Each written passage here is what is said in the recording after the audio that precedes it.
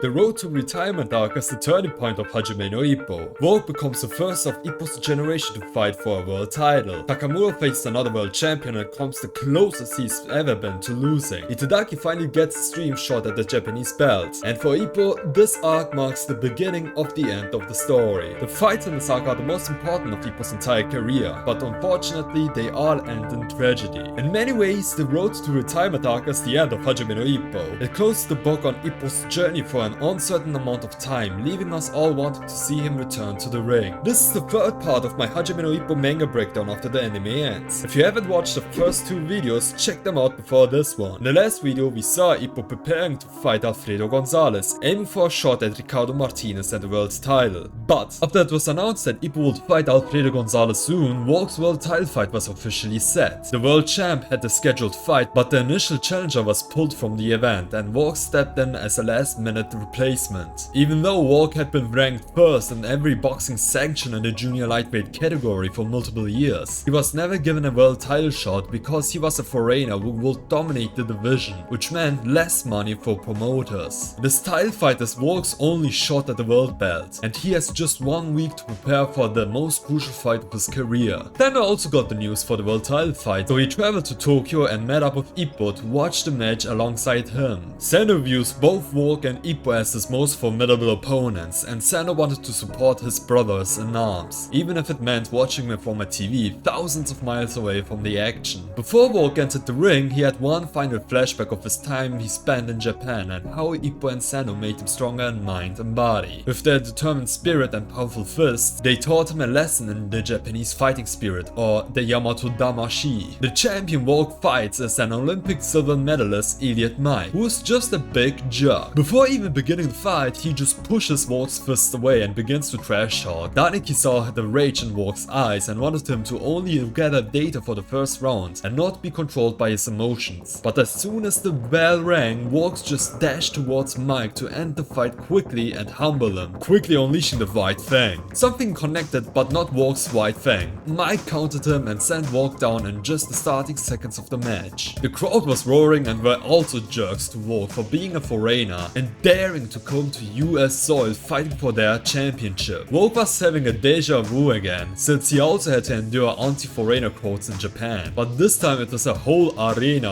of them just wanting to see him completely out cold, while Volg's only supporters were his corner and 2 Japanese fans cheering for him miles away. The champion wastes no time and wants to finish Volg off when he already was weak. Volg is still trying his best to fight back, but that knockdown earlier got him weak, and he was getting mauled right now. He even tried to use the White Fang again, but Mike just deflected him and was being a jerk again, saying too bad. Just when the ref was about to step in and end the match, Volg managed to find an opening and lightly tapped Mike, which then ended the first round. Mike is still a jerk and says, "Is this all Volg's got?" He even questioned the ref on why he did not end the fight earlier, to which the ref just suspiciously says that the crowd likes a good KO. Even his coach said that he should just not worry about it. In Volg's corner, he was keeping it cool and mentioned he had it way rougher against Sendo and Ippo and that he could endure these fists with ease. When the second round began, Mike just charges in and says again, "Too bad." That jerk wants to finish Volg off now, but Volg unleashes a secret weapon and jabs Mike from unusual angles that are impossible to predict. It is the Heian that Daniki taught him, and this is the very first time Volg is using it in a match to keep the element of surprise in case he had to use it against the world champion. Volg survived the second round thanks to the Heian, but in exchange, Mike has memorized which angles the Heian is hitting from. Now Volg and Mike are in a psychological warfare over how the fight will go on. Both men try to outplay each other by predicting where the punches will come from and whether a punch is going to be a feint or real. They are practically playing 4D chess with one another, which honestly is so refreshing after watching countless matches where strategy doesn't even come close, and both boxers just engage in a mud fight like cavemen. Ippo and Sendo even admitted they would have been cooked if they were in Volg's shoes, since both are not technicians but sluggers. The crowd is even quiet now since the thrill of who will connect first is getting to them, but at least one guy in the crowd is amused by this fight. It's Golden Boy David Eagle. The round ends and the jerky Mike is now smirking since he's enjoying himself. Eagle recounts the time when they were in the Olympics where Mike was whining that he lost the gold medal because he had to fight a guy he wasn't expecting and had no strategy against. Mike enjoys using psychological tactics to win his fights, and before even becoming a world champion, he looked up to Volg and his skills, hoping that Volg would become a world champion so he could challenge him. But time moved on and Mike became a world champion before Volg did, since Volg isn't popular as a foreigner. Since then, Mike has analyzed Volg from toe to his head in his fights. He therefore had all the time in the world to prepare against Volg, while Volg had only 1 week of preparation. Mike said the fight was in his favor and that he's going to win it. Volg knew he would lose, but also had one strategy up his sleeve that he cooked up with Daniki. Volg got close into an infight and was aiming for Mike's liver while also receiving most of the damage from Mike's fists. It was a calculated strategy. Mike would think Volg was only aiming for his midsection, while Volg was getting his R kicked for a full round straight, totally out of gas by the end of it. But Volg still had the Japanese fighting spirit within him and looked to end the fight in the next round. Volg took one big breath and threw an uppercut instead of a body blow. Mike knew something was fishy, looked to his left and saw another fist coming. It looked like it hit him, but Mike used dodge, which is highly effective. Mike was now reorganizing Volg's insides, since Volg was keeping his head safe, because he knew if Mike hit him, it was good night for Volg. So he was keeping his head low while Volg was just punching the living crap out of Volg's kidneys, where you just knew he would be pissing blood the next day. Volg had a flashback and recalled that compared to Ippo's fist, this was nothing, and he was now going for the final attack. Mike knew something big was coming and blocked himself to the fullest capacity, but he definitely wasn't expecting the fist to just slip through his guard and hit him. However, that jerk somehow stopped it at the last second and said again, too bad. Well, too bad for Mike, it was just a sacrificial punch for Volg to hit the white fang from a blind spot. Mike's stupid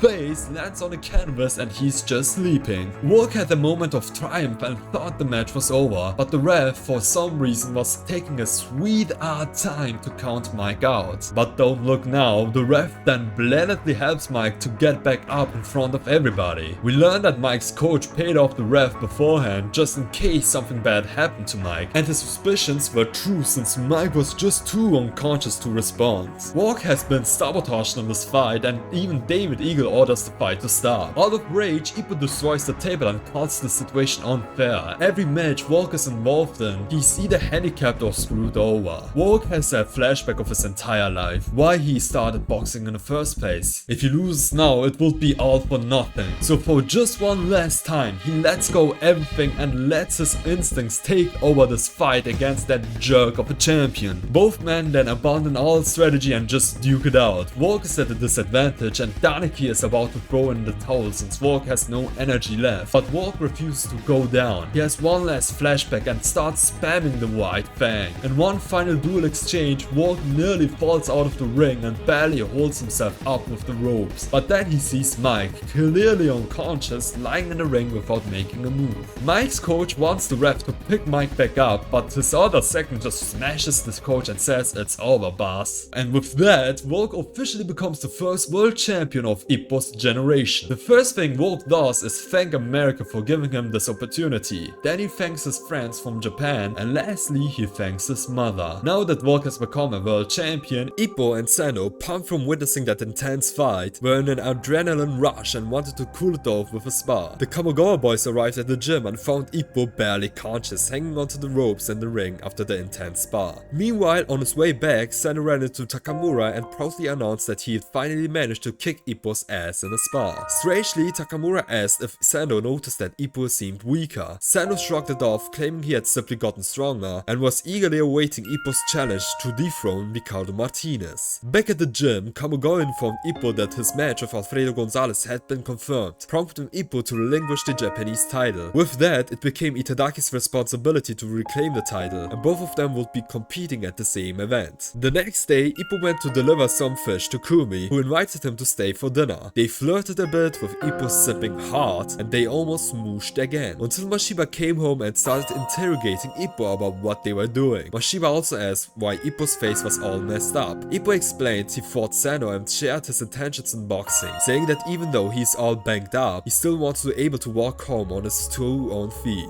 Mashiba, unimpressed, called out Ippo's lackluster mindset towards challenging the world, stating that he too thought Ippo had gotten weaker. It was also revealed that Itagaki will face Imai again for the title, whom he previously defeated and has now become a bit smug. After almost 700 chapters, we finally see Ricardo Martinez again, who is on a phone call with Gonzales. In their conversation, it's revealed that Gonzales has only lost twice in his boxing career, both times to Ricardo, and he wants another rematch after he defeats Ippo. Martinez initially doesn't remember who Ippo is until his coach reminds him that he is the Japanese champion who uses the peekaboo technique. Ricardo's face then lights up as he tells his coach he wishes he would mention that earlier so he could warn Gonzales about Ippo's strength. We learn that Gonzales grew up in the streets and admired Ricardo's matches, especially since Ricardo would give free tickets to kids to watch. During Ricardo's fight against Date, he delivered a speech that inspired Alfredo to become a boxer, emphasizing the importance of machismo. AG Date reviewed Gonzales' fights and noted that Gonzales is nearly a copy of Ricardo Martinez, though he also senses a deep, aggressive side that Alfredo tries to hide. Ippo goes through one last final training montage before his fight with Gonzales. All that is left is the battle itself. Alfredo lands in Japan and has been sparring with other featherweights. Imai in particular caught his attention, but thankfully that spar didn't happen. It would have been a brutal massacre for Imai. At the weigh-ins, Ippo and Alfredo finally come face to face. When asked how they felt about their upcoming match, Ippo gave a generic answer, while Alfredo answered from Ricardo's point of view, stating that he didn't expect much of Ippo. In the hall, Ippo wished Itagaki the best of luck before Itagaki entered the ring, where he was introduced with his nickname Kronos, the god of time. Imai also entered the ring, and the fight was set to begin. When the bell rang, Imai charged at Itagaki, who entered the Matrix to slow things down and tried to push Imai back. But Imai landed a gut punch and followed with a left hook, sending Itagaki down. Imai had prepared extensively for this rematch ever since his loss against Itagaki, studying every one of Itadaki's fights and memorizing his movements. He knew about Itadaki's ability to slow down time ever since the first fight where Itagaki unleashed the potential. And now, Imai took it upon himself to finally unseal the potential he unleashed from Itagaki. Both fighters exchanged blows and Imai managed to disrupt Itadaki's footwork. Imai threw another punch, and as Itagaki attempted to counter, it was clear his punch was now going too slow. Imai landed a decisive blow, knocking Itagaki out cold, and the match ended with Imai becoming the new featherweight champion. A devastated Itagaki congratulated Imai and then backstage broke down in frustration over losing and not fulfilling the promise he made with Ippo. And that's pretty much the last time Itagaki holds any real relevance in the story. He will be barely important to the story ever again from now on. Ippo witnessed the whole fight and was now the event's last hope to make an impact for the Kamogawa gym. Ippo and Kamogawa had one final conversation to beat Gonzales and then challenge Ricardo Martinez, while Gonzales saw Ippo as just a stepping stone to fight Ricardo himself. Gonzales even has the nickname Meltzli, meaning the Mexican Reaper. Both of them stood in the ring and the fight began. Ippo tried to move in, but predictably first had to get used to Gonzales' long jabs, which he specifically trained for since in Hajime no Ippo lore, Mexicans have these genetically coded jabs. Ippo got used to Alfredo's style and got into his reach, but failed to make a punch connect as Gonzales deflected every blow, though he was still cautious about Ippo's monstrous strength. Alfredo got serious and sped up his jabs, landing some damage on Ippo. However, it took more than jabs to take Ippo down. Ippo ate the incoming jabs and pushed through them to deliver a liver blow, which Alfredo also managed to block. The second round began and both men continued with the same strategy. However, Miyata noted that Alfredo hadn't used his right fist even once and seemed to be waiting for the perfect opportunity to strike Ippo. Ippo managed to get in, where Alfredo baited him and finally used his right, landing it on Ippo, who absorbed it with his forehead. Ippo fell for the same pattern again and received another blow to the forehead, but this time he moved forward and delivered a successful liver blow of his own. Now it was an all-out infight with Gonzales aiming for Ippo's head while Ippo targeted Gonzales' midsection until the end of the round. The third round began and both men increased their speed. Ippo used the same strategy to eat the jabs to get close to Gonzales, but Gonzales pulled a devastating left hook that sent Ippo crashing to the mat. This is the first time since Ippo's fight with Sanada that he went down. Ippo barely got back up to continue the fight and the round ended.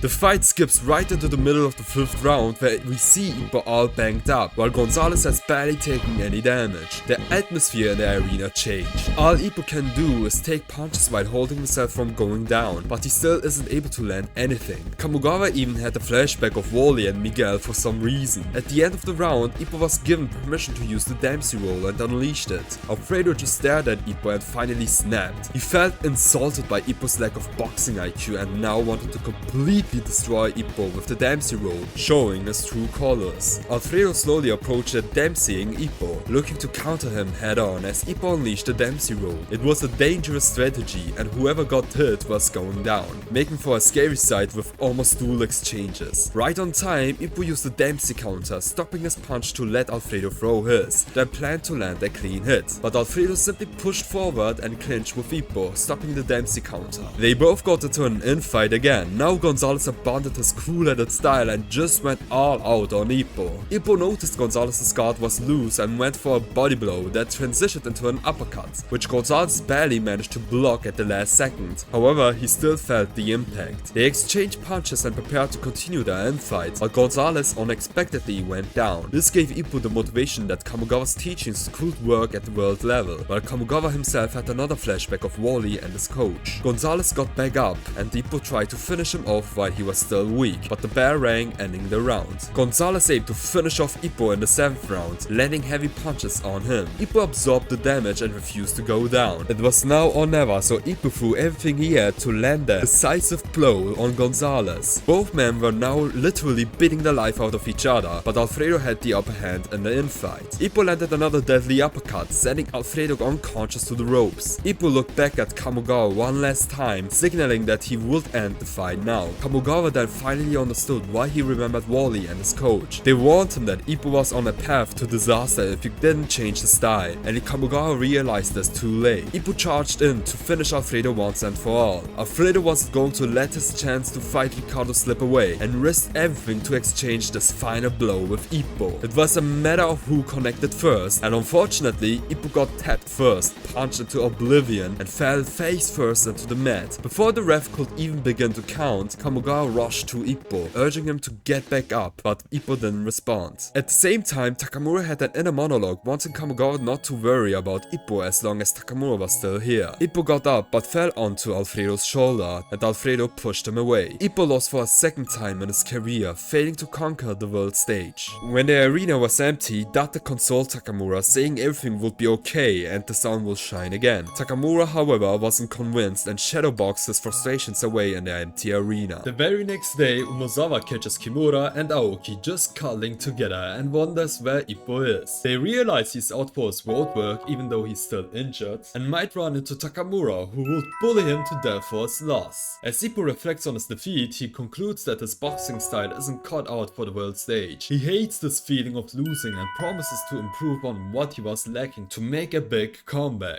Just then, Takamura appears, but contrary to what the Kamogawa boys expected, he doesn't mind Ippo's loss at all. He just acts like nothing happened. He even cracks a very Takamura-like joke that I unfortunately can't show on YouTube, but you can read for yourself. Kumi shows up to console Ippo and said that Mashiba misled her to believe that Ippo won, where he said that this fight had Ippo's best KO. When Kumi and Ippo finally get some time alone, she gets straight to the point. Why doesn't he just quit boxing? Ippo insists that he can't quit now, not while so many people are counting on him to improve and make an impact. But Kumi challenges his way of thinking, asking why he has to break his body just because people have expectations of him. Ippo has no real answer but promises her that if he loses again, he will retire for good. Later, Ippo meets up with Umezawa to take his mind off the loss, but Umezawa notices something concerning. Ippo can't even draw a straight line. Realizing just how badly Ippo needs to rest, he urges him to go home. We then see just how worried Umezawa is about Ippo's well-being. Time passes, Ippo heals up, and he returns to the gym, where Kamogawa is waiting to confront Ippo about his loss. Ippo just says he didn't give his best and promises that next time he won't disappoint Kamogawa. However, Ippo's story takes a backseat for a moment as the Kamogawa gym has some big news. It was revealed that Takamura would have another world title fight, but this time instead of moving up another weight class, it would be a title unification bout for the middleweight championship. On the undercard, Sendo and Mashiba would have their fights, as all the other Kamogawa boys had lost recently, which amused Takamura to the point that he became a complete goddamn degenerate. If that wasn't enough, he even went up to Aoki, gave him some cake, then hit him with a twerk until Aoki completely lost it.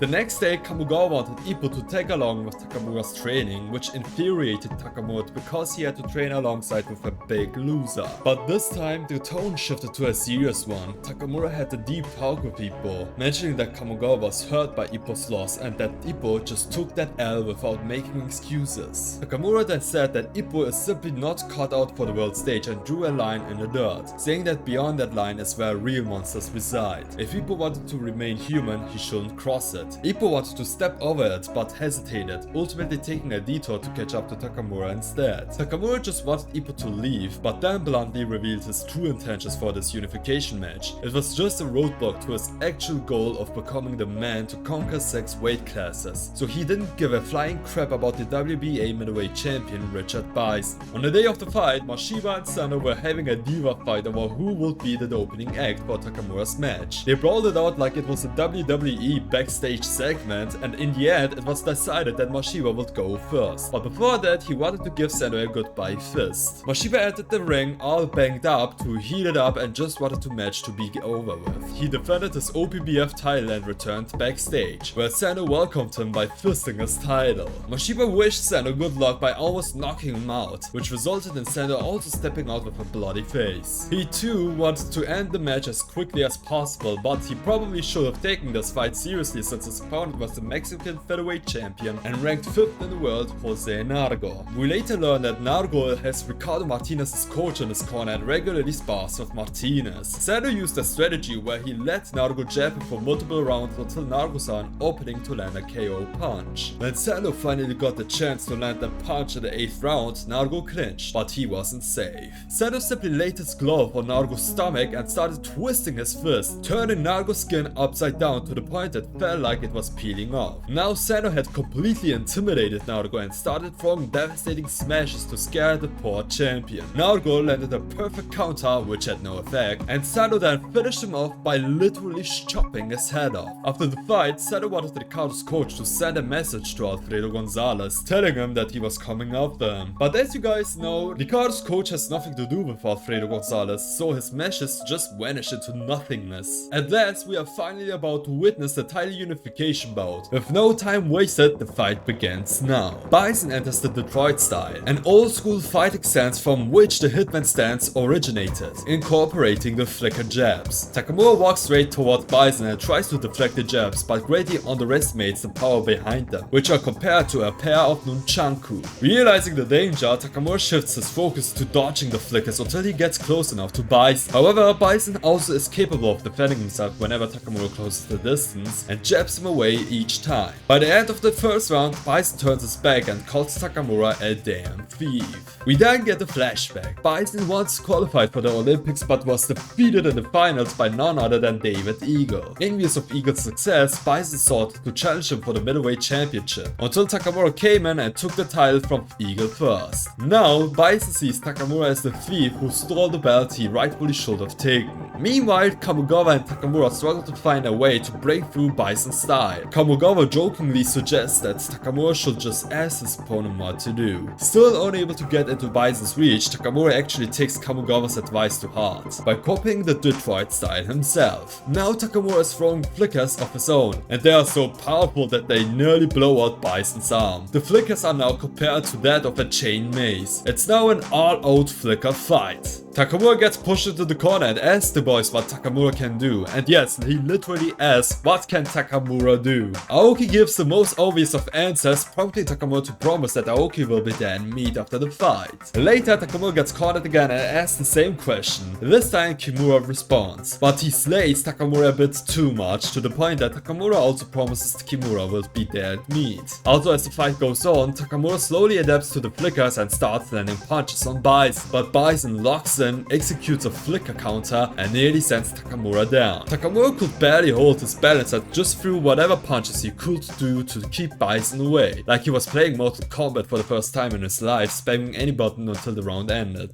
Now it was Ippo's turn to answer the question, what can Takamura do? Ippo simply said that he should do his best. That was the answer Takamura was looking for. Fired up, he charged back into the fight. Bison forced Takamura into the corner and prepared to land a devastating flicker jab. But before Bison could react, Takamura asked him the same question, what can Takamura do? And before Bison knew it, Takamura used the exact flicker counter Bison had used earlier, landing a brutal counter of his own and sending Bison crashing to the mat. The round ended and Bison was furious. In the next round, both men abandoned the Detroit style entirely, going all in on a full-blown infight. By the end of the exchange, Bison landed a chopping right while Takamura landed a crushing uppercut. Big man Takamura Takamura congratulated Bison and gave him 100 points for his performance. Unfortunately for Bison, Takamura is the million-point man. The next round began and Bison, now desperate, threw everything he had to land a hit. When he realized Takamura was about to finish the fight, he had no choice but to send a left hook, a punch any other boxer would have seen coming and dodged, but for some reason Takamura didn't dodge it. The hook blasted Takamura unconscious, but he still didn't go down. He tried to fight back, but Bison caught him with another hook. Even Kamigawa started to wonder, is Takamura blind from the right eye? But that wasn't the only concern. Takamura also had a messed up right foot, visibly struggling to move. When he got into his corner, Kamigawa tested whether Takamura was blind and Takamura passed the test, but his right leg was legitimately wrecked. The corner tried their best to patch it up, but when the fight resumed, Takamura had to drag his leg to just stand. Bison wasted no time. He charged straight at Takamura, ruthlessly exploiting his weakness. Takamura tried to hold his ground, but Bison overwhelmed him, pushing him into a corner where there was no escape. In the corner, Bison just spammed everything. Counters, straights, hooks, anything to finally send Takamura down, while Takamura desperately searched for an opening to keep Bison away. The boys cheered their hearts out for Takamura to stay on his feet, but their voices were all for nothing. Takamura's eardrum was busted. He couldn't hear a damn thing. He glanced at Kamigawa and saw the same expression Kamigawa had when Ippo lost to Alfredo Gonzales. Takamura refused to burn Kamigawa the way Ippo did.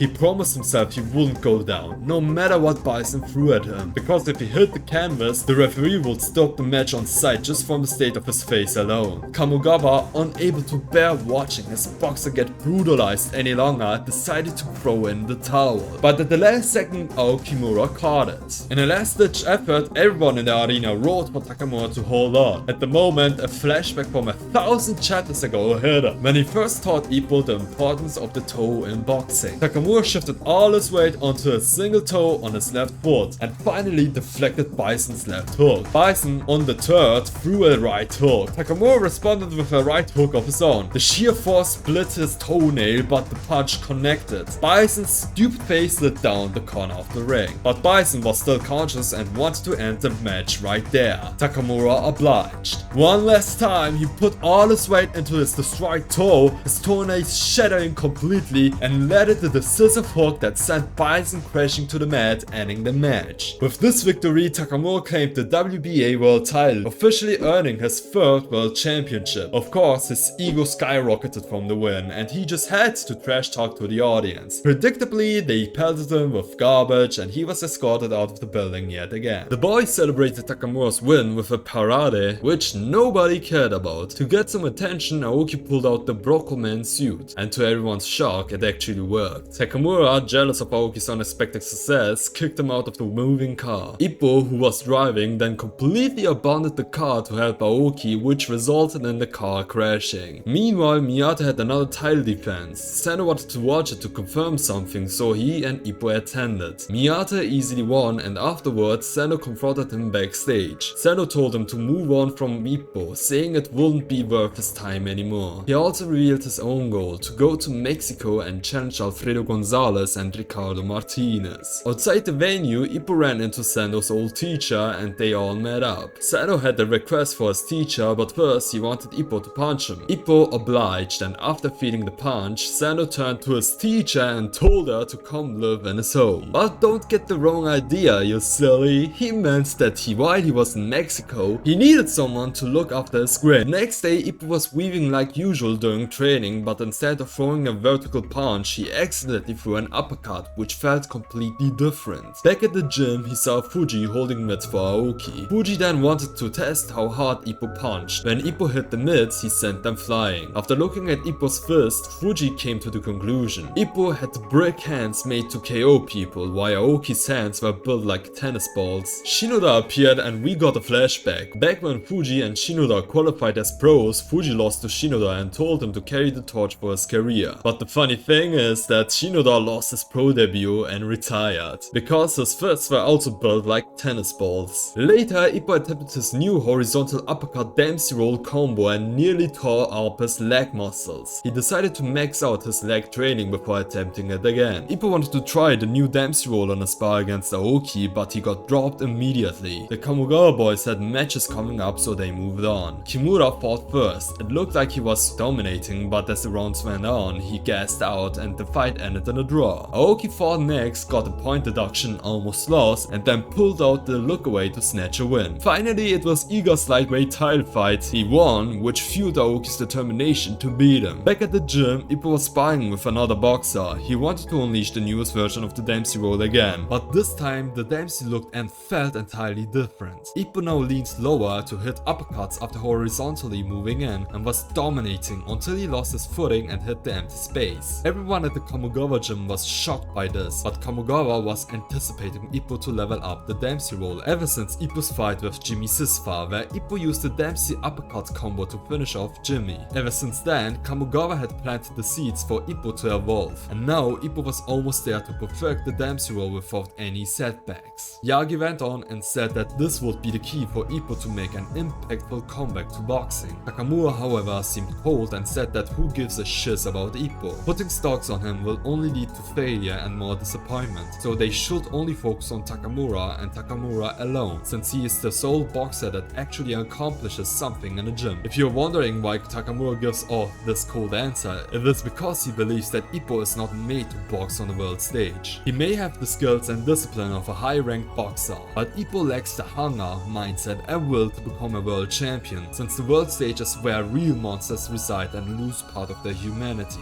Kamogawa approached Ippo and said to him that he can evolve the Dempsey roll even further. Instead of weaving horizontally or throwing punches vertically, Ippo should weave in and throw punches diagonally. By this, Ippo eliminates the cost of finding his footing for an uppercut where he just shifts his weight and then throws punches vertically or gets into the position for a gazelle punch. To learn this diagonal Dempsey roll, Ippo had to train even further on his lower body, his physical strength and his balance. To do so, Kamogawa helped Ippo in his training, and Ippo even wore the weighted wristbands Sendo used in his preparation for his fight against Ippo. Ippo wore these bands 24/7 to constantly train. Slowly but surely, Ippo got the feel for the Dempsey, and with Kamogawa's help, Ippo would have a deadly finisher to take down his opponents. Ippo met up with Takamura and they had a talk where Takamura asked Ippo if he could actually deliver in his comeback fight and if he is willing to carry the weight of moving forward. Ippo gave a very Ippo-like answer that Takamura expected, and they both moved on. Ippo wanted to try the newest Dempsey roll on a world-ranked bantamweight who had a world title fight coming up, but unexpectedly, Ippo went down after receiving just a few jabs. Kamogawa immediately cut off the spar and ordered Ippo to leave for the day. On his way to his office, Takamura wanted to ensure Kamogawa understood what just happened to Ippo. Despite this, Takamura bluntly stated that Ippo might be broken,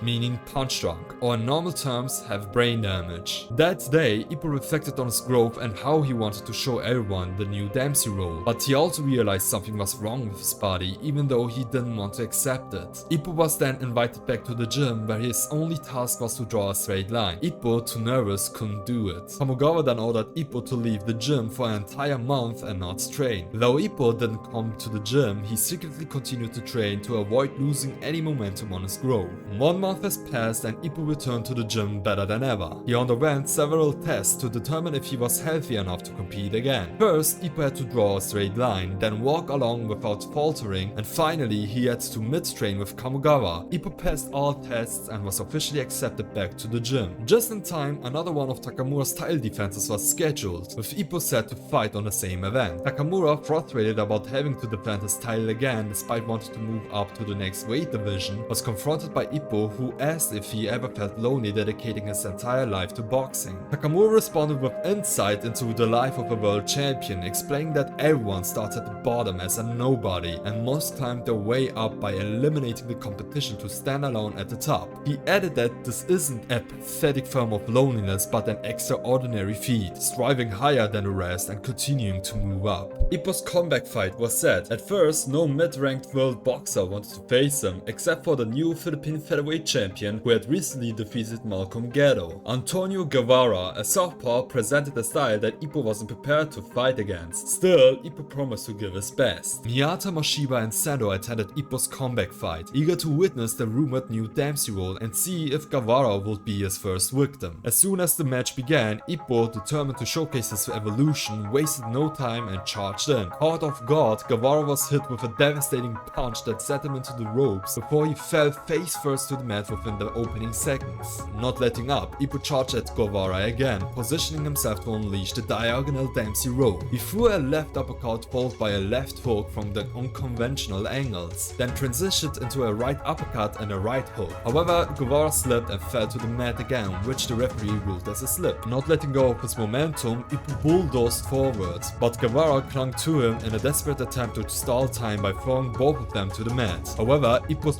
brickhouse-like build made it impossible to botch him. Taking advantage of the situation, Ippo delivered a brutal short-range liver blows to Guevara. At the end of the round, Ippo had an inner monologue expressing his gratitude to coach Kamogawa and evolving to showcase the full potential of the diagonal Dempsey roll in this fight. In the following round, Guevara started adapting to Ippo's rhythm and landed some solid jabs. Still, when Ippo got too close, Guevara shoved him away out of fear. Frustrated, Ippo regrouped and pressed forward, initiating the Dempsey momentum. He threw punches that Guevara managed to block before missing several strikes due to Guevara's southpaw stance, which disrupted Ippo's approach. Guevara capitalized by jabbing Ippo away. Refusing to lose his chance, Ippo mixed in jabs and feints to break through Guevara's defense. Gathering the full strength, he aimed to finish Guevara. Ippo prepared to follow up with a diagonal Dempsey roll, but then realized that Guevara was already down to the mat. In the next round, Ippo promised himself he would deliver a knockout to Guevara and finish the fight. However, Guevara managed to land decent combos, and during an exchange, Ippo accidentally crossed legs with Guevara and slipped. Trying to close in again, Ippo slipped a second time, and this time it was ruled as a down. Doubt started creeping into Ippo's mind, and he questioned what was happening to his body. Desperation took over as he threw punches that failed to connect and was caught by a sharp counter. The round ended with Kamogawa scolding Ippo for his terrible performance. Determined to push forward, Ippo went back into the fight. He realized that Guevara was aiming for counters, but when he tried to dodge it, he failed and went crashing headfirst into the mat and went unconscious. It became alarmingly clear that something was wrong. Ippo was making basic mistakes and could have easily won the fight if he had been in his usual form. Kamogawa then began to piecing it together. Flashes of Ippo's struggles after the Gonzales fight, memories of Nekota's punch-drunk condition, and Wally's trainer warning about heading for disaster. The final realization came when Ippo attempted the Dempsey roll again, but suddenly lost all his power and collapsed. At the moment, Kamogawa understood that Ippo's body had broken down. Despite this, Ippo got back up and continued. Summoning his remaining strength, Ippo landed a devastating one-shot counter on Guevara, sending him to the mat unconscious. With the fight nearing its climax, both men were on their last legs. Ippo unleashed a brutal combos on Guevara, managing to knock him down again. Now it was all or nothing. If either fighter went down this round, the match would be decided. Before going for the finishing blow, Ippo glanced at Kamogawa one last time. In his inner monologue, he apologized. He had known something was wrong with his body ever since his Gonzales fight. Still, he gave everything he had to master the diagonal Dempsey roll for this final bout to show his gratitude to Kamogawa. Together, they had created this killer move, and Ippo wanted to end his career by showcasing it. Guevara, refusing to lose, prepared for a counter. Unfortunately for Ippo, Guevara was faster and landed the decisive blow first. Dramatically, Ippo fell to the mat and the fight was over. This marked the end of Ippo's boxing career as he officially retired from the sport.